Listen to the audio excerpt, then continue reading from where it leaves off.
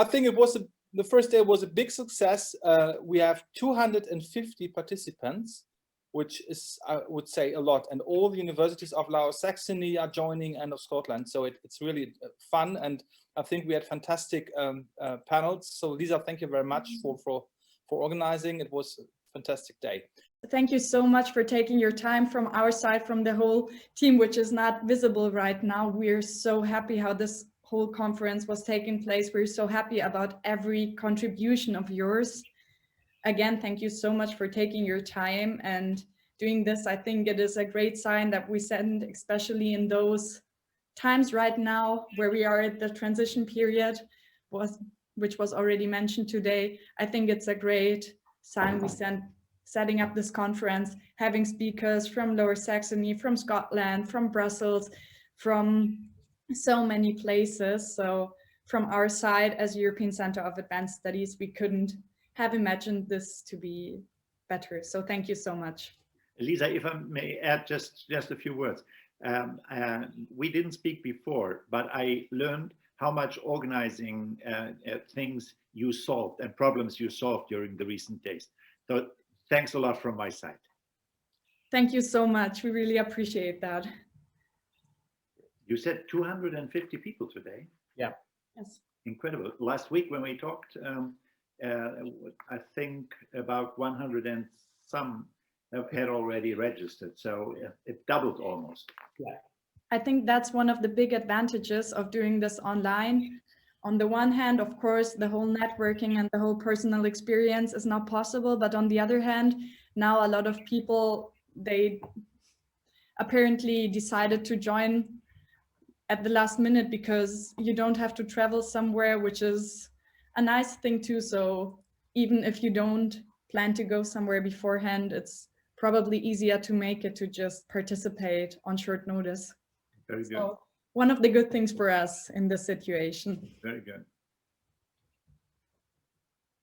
And of course, we will be launching in January. The call will go out for the collaborations, and that's quite a hopeful message to be sending out at a time when we'll also be departing from the European Union, regrettably. But I think, universities collaborate all over the world, and often academics' first allegiance is to their subject. Their second allegiance is to their institution. And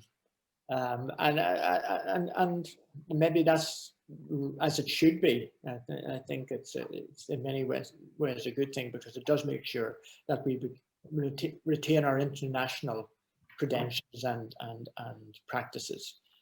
So whatever happens politically, universities will continue to collaborate, and I think that what we're setting up here has enormous potential over time. Absolutely. From those conferences that we had so far, it was amazing to see how just bringing together, for example, researchers from different universities, how fruitful it was to just have them exchange each other, and how many results we can get. And we really hope to foster this and to continue working like this, because it's really beautiful to see how cooperation starts that way. So now it's, yes, 4:45 our time. If you want to, Jim, I would hand over to you to introduce the closing speech of Professor Friedrich, because Alistair Sim, he's not there yet, but we still hope he will join for his closing speech. But as long as he's not there, maybe it would be great if you could already maybe start. Thank you so much. Thank you, Lisa. And thank you to all of you who have managed to stay with us right to the bitter end. It's great to see so many of you still here. It's been a long day. I hope you found a fruitful day. We certainly have, as Lisa was suggesting earlier on, we found it extraordinarily fruitful. It is the beginning of a chapter in collaboration. It's not that universities in Scotland and Lower Saxony aren't collaborating already. Clearly they are. many of us have many close partnerships and friendships in Lower Saxony and Scotland. And so this is the beginning of something. And thank you very much for being part of it. And I'm going to hand over to Dr. Friedrich from the Lower Saxony Universities Association to begin our closing remarks. Thank you very much, Professor Conroy. Thank you, Jim. I do remember when we signed the Memorandum of Understanding in September last year. And I think not only the participation of our minister, Herr Tümmler, Björn Tümmler, was very important, but of course the academic entrepreneurship of two well-respected colleagues, namely James Conroy and Ter Hechte from Leuphana Universität Lüneburg. And I think what you, Jim, and Ter Hechte and Jörg Philipp Ter Hechte did together is very encouraging.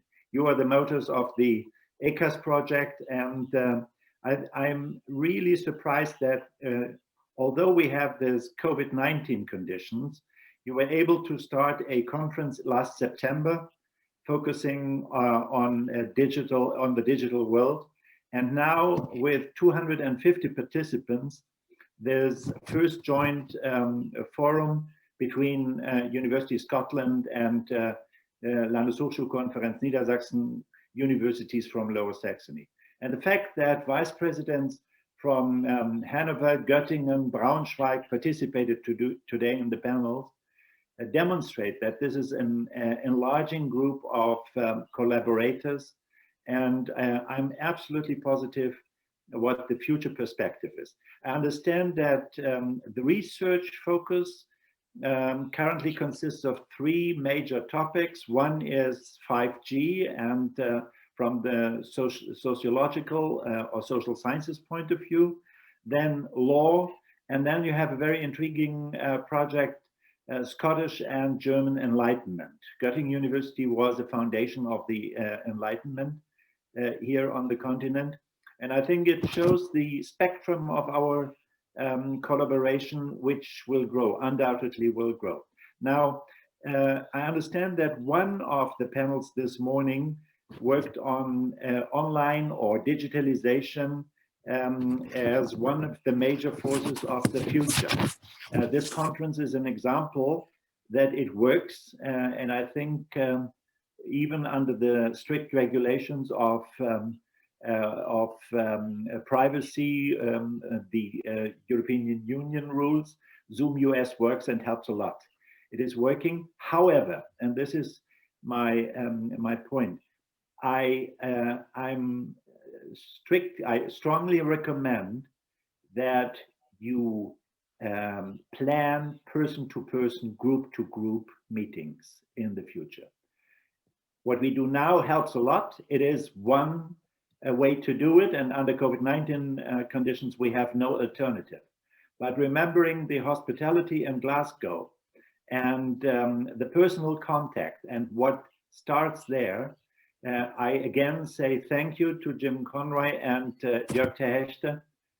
Go ahead with this. I think the 20 universities and University for Applied Sciences in Lower Saxony believe in this project, and we will continue it. Thanks a lot. Thank you very much. Thank you very much indeed, Wolfgang. It's been great to have your support all the way through this project, and we've been very conscious of that support.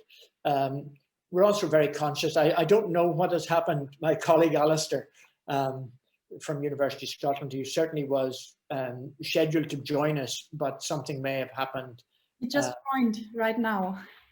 Oh, he's there. Yes. Alistair, welcome. So.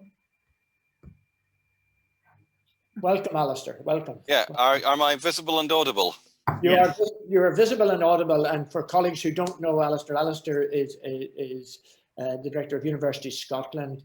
He is the public space of University of Scotland and our representative in all kinds of engagements, both political and culture. Alistair, it's great to have you with us. And thank you. And can I just say my apologies for being a minute or two late.